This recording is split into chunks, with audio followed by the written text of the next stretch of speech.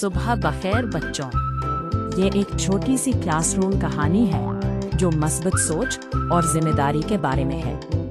एक दिन सुबह मरहा अपनी क्लास में बैठी बहुत परेशान लग रही थी। इसने अपनी कॉपी देखी और आह भरी। मरहा ने आहिस्ता से कहा, ओह नहीं, मैं अपना होमवर्क मुकम्मल करना भूल गई। टीचर नाराज होंगी। इसी वक्त उसकी दोस्त फातिमा ने उसका परेशान चेहरा देखा। फातिमा ने पूछा, तुम इतनी परेशान क्यों हो?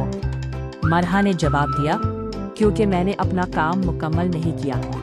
मुझे लगता है आज सब कुछ खराब हो जाएगा। फातिमा ने सुकून से कहा, मनफी सोचने से कुछ हल नहीं होगा। मस्बत सोचो और जिम्मेदारी से काम करो। कुछ देर बाद टीचर क्लासरूम में आई। टीचर ने मुस्कुराते हुए कहा, सुबह बखैर बच्चों। सब बच्चों ने जवाब दिया, सुबह बखैर टीचर। टीचर होमवर्क चेक करने लगी।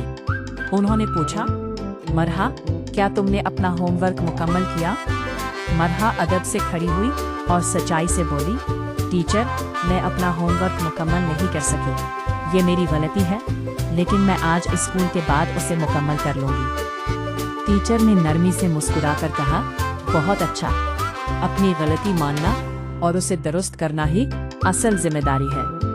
फिर फातिमा आगे आई और क्लास से मुखातिब होकर बोली, मस्बत सोच हमें हिम्मत देती है और जिम्मेदारी हमें बेहतर इंसान बनाती है। जब हमसे गलती हो जाए तो हमें उसे छुपाना नहीं चाहिए। हमें इससे सीखना चाहिए और दोबारा कोशिश करनी चाहिए। एक जिम्मेदार इंसान हमेशा सच बोलता है, मेहनत करता है और दूसरों का एहतराम करता है। अगर हम मस्बत सोचें और जिम्मेदारी से काम करें तो हम अपने और दूसरों के लिए एक रोशन मुस्तकबिल बना सकते हैं।